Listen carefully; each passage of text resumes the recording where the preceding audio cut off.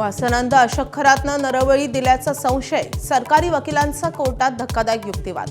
साप वाघाबद्दल माहिती नाही, खरातचा दावा। 29 मार्चपर्यंत पोलीस कोठडी।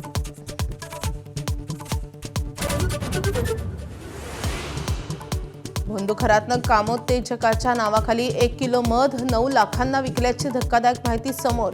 मध विकून जमवलेली माया ट्रस्टच्या नावे वळवल्याचंही उघड।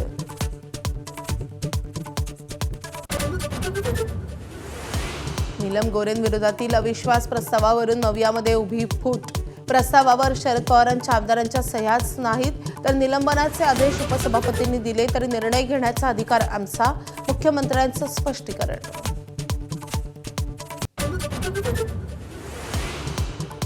उद्धव ठाकरेंच्या राजकीय निरोप समारंभावेळी उपमुख्यमंत्री शिंदेंकडून ठाकरेंचा साहेब असा उल्लेख, तर पुल यांच्यानंतर कोट्याधीश उपाधी उद्धवजींना शोभते। मुख्यमंत्र्यांची कोपरखळी, तर विंदांच्या कवितेतून ठाकरेंचा शिंदेंना टोला।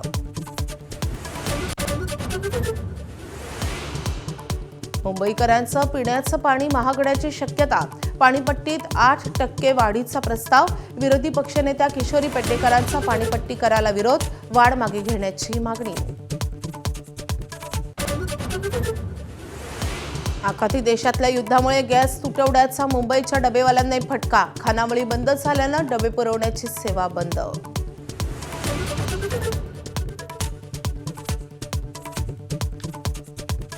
हेडलाइन्स